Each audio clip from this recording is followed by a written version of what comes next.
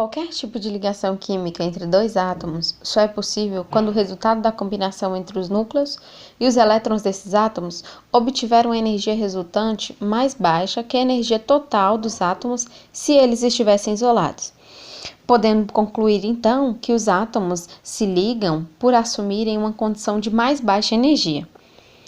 Esse fato de abaixamento de energia, ela ocorre quando as ligações formadas, elas estão relacionadas aos elétrons mais externos, principalmente os da camada de valência. Podemos explicar um tipo particular de ligação química em termos da estrutura eletrônica dos átomos. Como a estrutura eletrônica ela está relacionada com a localização do elemento na tabela periódica, nós podemos prever qual será o tipo e o número de ligações químicas que um elemento vai realizar a partir do grupo e o período que ele vai estar localizado. O modelo mais usado atualmente para prever ligações químicas é baseado nos trabalhos do químico americano Gilbert Newton Lewis. Esse cientista ele fez previsões sobre ligações antes mesmo da estrutura eletrônica dos átomos ter sido esclarecida em 1916.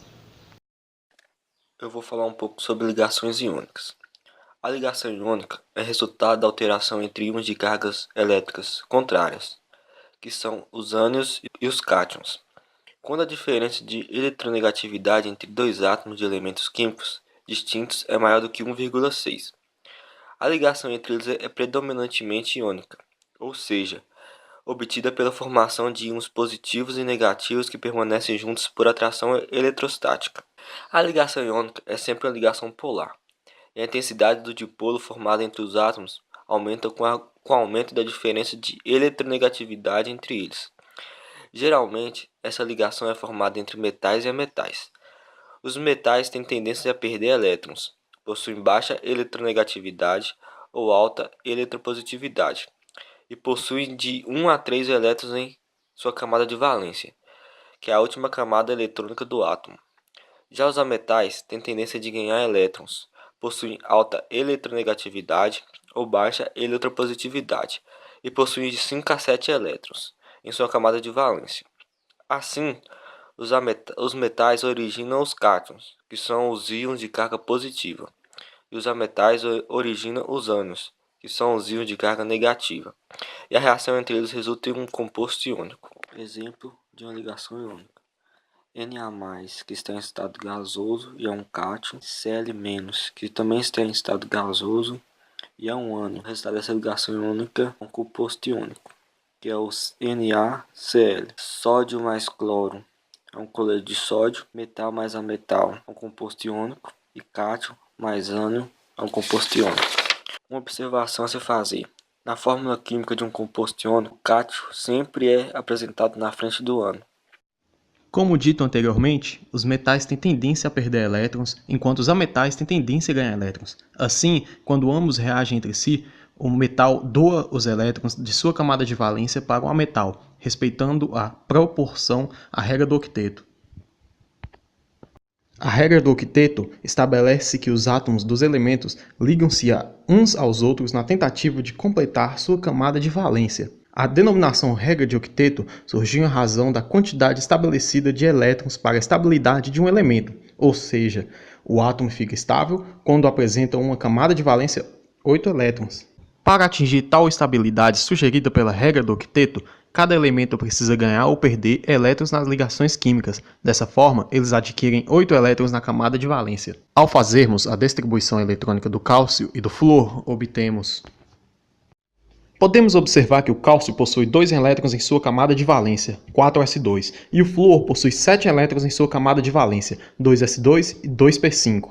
Assim, podemos concluir que o cálcio é um metal e o flúor um ametal.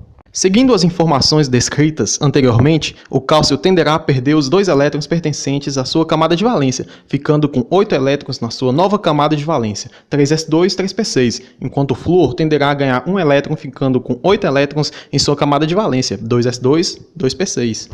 Logo, serão formados os íons Ca2+, e F1-, que ao reagirem formarão o composto iônico CaF2, fluoreto de cálcio. Toda substância deve possuir a somatória da carga de seus átomos igual a 0, para se manter estável. Por isso, o átomo de cálcio se liga a 2 átomos de flúor. fatores que afetam a intensidade da ligação iônica. A lei de Coulomb nos ajuda a entender por que em alguns compostos as ligações tendem a ser mais intensas que os outros. Segue a equação: força eletrostática é igual a K vezes módulo de Z1 vezes Z2 sobre D ao quadrado. Nessa equação, K é uma constante. Z1 e Z2 são as cargas dos íons. E D é a separação entre os íons. É a distância média entre os centros de carga dos íons. Quanto maiores forem as cargas de íons de cargas opostas, maior será a força de atração entre eles. Isso deixa evidente que íons de cargas maiores sofrem um maior abaixamento de cargas quando estão sendo atraídos a fim de formar uma ligação iônica. Isso se dá porque, quando um cátion é ligado com um ânion, eles necessitam de ter uma outra estabilização do conjunto iônico atual. Por exemplo, se um cátion está ligado com um ânion que acabou de receber 7 elétrons, este ânion ele tende a sofrer um abaixamento de 7 elétrons a fim de buscar a estabilidade para o conjunto. Como que esse abaixamento ocorre? Esse abaixamento ocorre através de uma cruzagem de cargas. As cargas são cruzadas, as cargas dos componentes iônicos são cruzadas, assim zerando todas as cargas que ficam expostas, assim mantendo a sua estabilidade. E tendo isso a conclusão de que os íons com cargas maiores, eles pedem maiores cargas de elétrons, porque independente de quantos elétrons estiverem expostos, seja 7, 8, 9, 10 elétrons serão abaixados.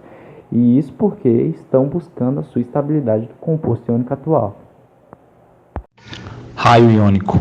Quanto menores forem os raios dos íons de cargas opostas, maior será a força eletrostática entre eles, pois o quanto menores os raios dos íons, menor será a distância, que se relaciona de forma inversamente proporcional com a força eletrostática. Raio iônico.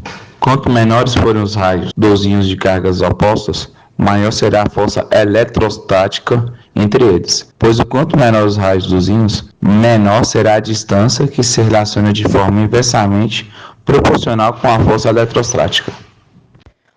Eu vou falar um pouco sobre o arranjo cristalino. O tipo de arranjo cristalino afeta a intensidade da ligação iônica.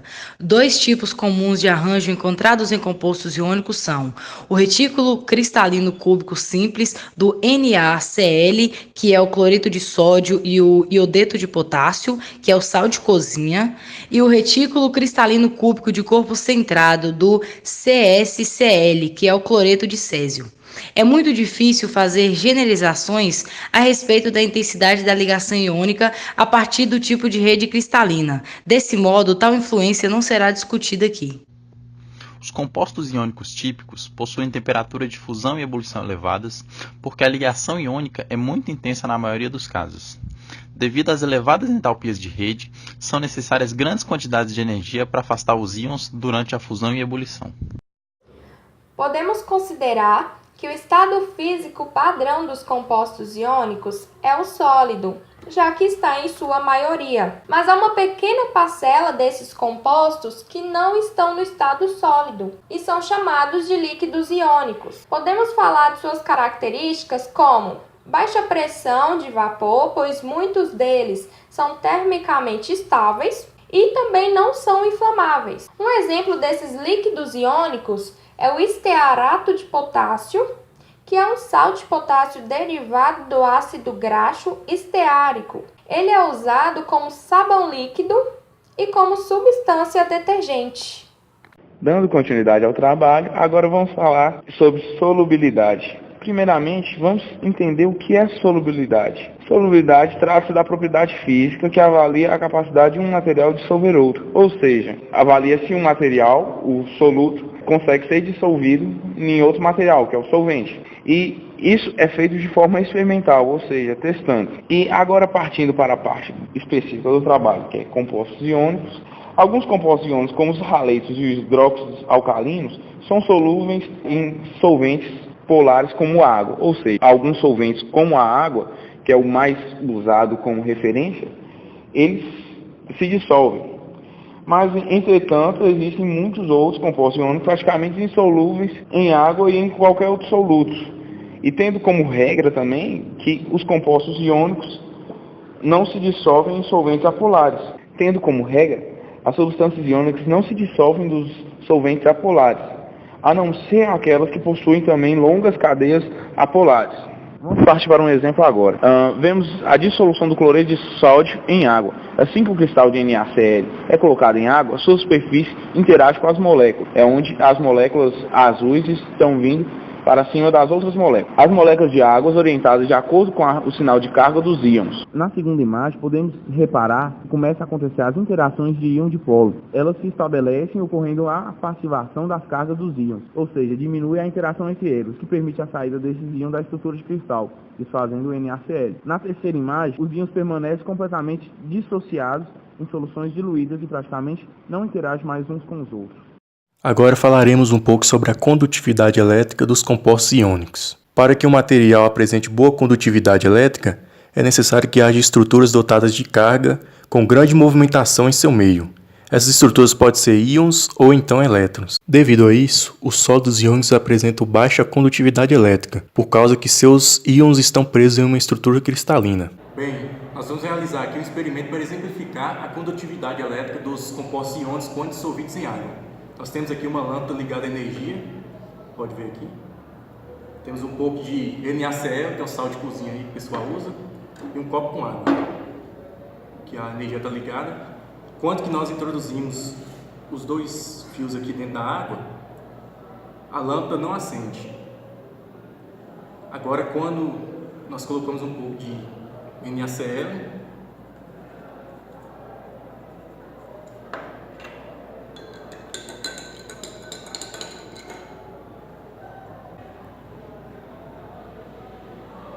podemos perceber que a lâmpada acende.